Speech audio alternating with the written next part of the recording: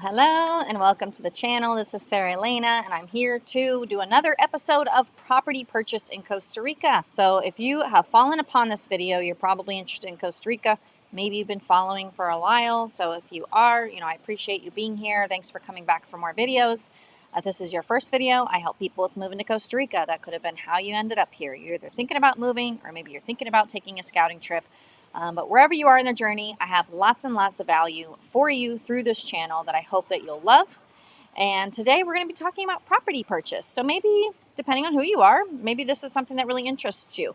I've done other parts. So part 1, 2, and 3 will be in the description below. This is going to be part number 4. So this is about preparing for the actual purchase. In part 1, we talked about kind of your reason as to why you're going to actually be purchasing, how to find, properties. We talked about in part 2. Once you found one, we talk about the due diligence process in part 3. And now at part 4, that's assuming that your whole due diligence process went really well. And now you're going to actually be, proceeding with the purchase. So this is what those next steps are going to look like. And then you'll have to stay tuned because part number 5 will be about the actual day of the purchase. And then part 6 is going to be, well, you purchased, so what now? So now what happens? So definitely stay tuned for the rest of them as well. So if you want updates on, the rest of that property purchase journey and what that could look like for you, definitely click subscribe if you're not subscribed already. And if you do find what I say in this video very useful and interesting and helpful, put a comment below, like the video. That helps me and that helps the algorithm, help me with the algorithm. Why are we talking about this? Or why am I talking about this? So if some of you, like I said, if you don't know me, I help people move to Costa Rica. I've been doing this for years. I have a relocation company. I have an amazing team. We assist with one-on-one services, scouting trips. We have retreats. I have, e-courses out. So if you need information on that, you can find all that in the description below. There's also a link down in the description to book a call, but please only book a call if you're actually serious and ready to take action on something. Because if you're just looking for free info, I got tons of that already right here. So digest all the free info that I have for you, and then let's talk whenever you're ready to do something. So I got my handy dandy iPad out, and you know what that means. If any of you have watched some of my, let me scoot over, and in my past videos, the iPad means that we're going to be learning. All right, so we are here in this video. So let's, again, hypothetically, you went through the other steps of the property purchase. You found a property that you like. You entered the due diligence process. If you don't know what I'm talking about, go ahead and watch the past videos on this, and then you'll kind of work your way back up to this point. And so if you're here, then that's good news. That means that the due diligence process went well, and you're going to go ahead and buy that property, whether it's a house or a lot. So woohoo, yay! That's an exciting big step. So this is how we're going to prepare for the purchase. So preparing for the purchase. Okay, so how do we prepare for a property purchase? So that means our due diligence went well, step 1. So we did due diligence, check, everything went really well for that. Next, so what you should have already done. Now I don't remember because I spaced these videos out over quite a bit of time. So I don't remember if we talked about in due diligence about escrow accounts. So this video is going to be really talking about escrow accounts and why they're important. Not sure if you've used them before, where you're coming from in your home country. Maybe it's kind of split. Yeah, 50% of people will be like, yep, I know what an escrow account is. The other 50% will look at me kind of like, I don't know, what is that? So, because I always tell them, you must use an escrow account. Again, I don't remember if I went through this on the other video, so I'm sorry if I'm repeating myself, but it is that important, and it's going to save you so much money, because if you don't do this, and oh my gosh, yeah, it can be a huge headache. You can lose hundreds of thousands of dollars depending on what's going on. So, must use an escrow account. So normally, whenever you're going to be entering the due diligence process, there's going to be a purchase option that says that, you are intending to purchase the property. You guys have agreed on the price. There's, this is a contract that's made. And a lot of the times in the contract, the owner is going to be requesting a percentage of the property. It could be 5%, it could be 10%. You're not going to give that 5-10% straight to the owner. You're not sending that to their bank account. Do not do it. Number one, the bank might just completely reject it, going, where the heck is all this money coming from? Costa Rican banks are very complicated. They're very worried about money laundering. So this is where the escrow account comes in. And it's for your protection. So you're going to have to pay for it. It could be between $400 and $800. Again, I don't remember the numbers exactly. You will have to pay for your escrow account, but it's going to be so worth it. You're going to be so glad you did it, because imagine that now you're entering due diligence. You're paying for your escrow account. You're going to go ahead and put that 5 to 10% or whatever deposit that you and the owner, agreed on into the escrow account. So that means the owner's not going to be able to sell this property as you guys are going through due diligence. Now, what happens if you're going through due diligence and it turns out the property is not even in their name and this is just a whole big scam? Again, people are always worried about, like, oh my God, I'm going to get scammed. Usually when people are getting scammed, they're losing a bunch of money. That's the biggest scam that's how scams are. You're losing money, right? So in this case, if that's the case, your money's safe. It's with the escrow company. The escrow is going to go, oh gosh, okay, this is a scam. Here, take your money back. Now you just lost the $800, not $200,000. Or let's say if you got the inspection done, let's say in your purchase agreement it said, okay, if this inspection comes back with like major issues, then that will make the contract, null and void, and we're going to get our money back and we can move on to look for a better property. So let's say your inspection came back really horrible. Well, great, your money's in an escrow account, and it's part of your contract that you can get that money back. So the escrow company is going to be giving you that money back. If an owner has that money, what do you think happened to that money?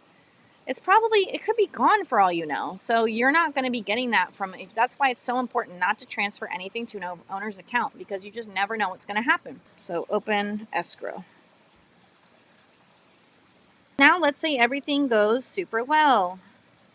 I guess I should have had open escrow account kind of before due diligence, but whatever. We open it early, but then it becomes very important later too. Okay, so the next step would be, you've opened up your escrow account. Now, like, let's say your closing date. So during the due diligence, you guys have already picked a closing date as well. That's usually going to be in that purchase agreement. So as you're getting closer to your closing date, maybe a week out, even 2 weeks out, let's say all due diligence is complete and everything went well, everyone's good, you're still on for closing, you can go ahead and then transfer the rest of that money into the escrow account. So you'll go ahead and transfer the rest of the money,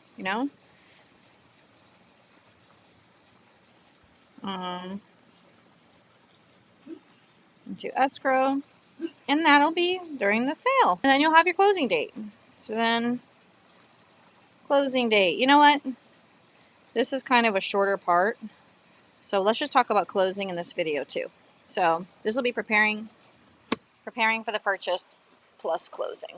So what's going to happen at your closing date? So usually what typically is going to happen is your money is already going to be in the escrow account. So you're good. You're ready to close. Like, you're all ready on your end. You're going to want to bring your passport with you. Bring, whatever documents your lawyer instructs that you need to bring to the closing. You probably don't have to bring that much, just kind of yourself and your passport. There'll already be some documents that are going to be signed prior to the closing. That would be the closing statement. So the escrow and the lawyers are going to be creating a closing statement. That's going to be stating how much money is being paid by you, if you're the buyer. Where is this money going? How much is going to the owner? How much is going to the seller? How much is going to their lawyer? How much is going to, let's say that a real estate agent involved. That's where the real estate agent's going to be taking their, that's where their commission's going to go. Things are divvied up within the closing. And that'll be all in the closing statement. So that's all reviewed and approved. Everything's looked at prior. You should already have the closing paperwork, in your hands prior to the closing date as well. So it's not like that'll be the first day you should be seeing all that. Like I said, by the closing date, you'll already have seen a copy of you'll have your closing statement. And then at the closing, usually what's going to happen is the lawyer is going to read the purchase agreement in Spanish. Let's say if the owner is Spanish, but then they can also read it to you in English. So if you don't speak Spanish, you should absolutely be having these documents translated. Your lawyer should do this for you. So it's not that you should need to go out and find a translator. Your lawyer should have all these legal documents translated for you in English if Spanish is not your native language. So what happens then, if everyone's in agreement, the deed is signed, then basically the deed then gets signed over, signed over to you. You go ahead, you're signing the deed. The lawyer is going to call the escrow company and state, okay, like, we're good here. All signatures have been recorded. And then the escrow company is going to go ahead and release your funds from the account to the seller. And that's pretty much it. The closing date's pretty pretty cool. I mean, not too much. So, you know, for me personally, I've bought 2 properties here in Costa Rica. I bought 2 lots, 2 separate lots. So I've gone through my own 2 property closings as me as a buyer. And then if some of you know that I built 2 houses and then I sold a house. So I did go through a closing date as a seller too. And those are really nice. You know, they're exciting. I guess they can kind of happen wherever. So my 2 closings, when I was the buyer, happened in Atenas with the lawyer that I work with and I trust in his office. And then our closing, you know, for the house that was sold here in Costa Rica, that actually happened at their house. So again, that can be pretty flexible. So our lawyer, the escrow company, they came out even to the house and everything. So that's pretty much, like I said, that's pretty much what you would do to prepare for the purchase. Your due diligence is over. You know, your escrow should already be open, but you're going to go ahead and transfer the rest of the funds into there when they tell you to. You got your closing date. And again, if we didn't totally touch on escrow, so escrow companies, they're going to be wanting to verify, they're going to want to verify where your funds are coming from, whether it's through employment. Maybe you sold a house already in your home country. So if the funds are coming from that sale, they'll want to see that paperwork. So they're going to be verifying your funds, just making sure that it's not money laundering. And then, then you're going to have, like I said, the closing date. And for that, you're going to make sure to bring your passport. Make sure everything's good, everything is in agreement. You know, the night before or days before is really good to kind of review all those documents over again. Make sure you guys are good to go. You have everything, and you'll sign that deed, and that property is yours. Super awesome. So next video, we're going to talk about, you know, what do you do after? Like, then what? You know, you've already bought the property, you know, now what? Now what do you do? All right. Well, thanks again for everything, and I will see you guys in the next video. And again, if you know, I appreciate you being here on the channel. If this information was helpful, go ahead and put a like. You can put a comment down below. I try to respond to those as well. And if you're looking at, you know, planning a move or a scouting trip, feel free to book a call on my calendar if you're ready to take action. Alrighty, see you guys.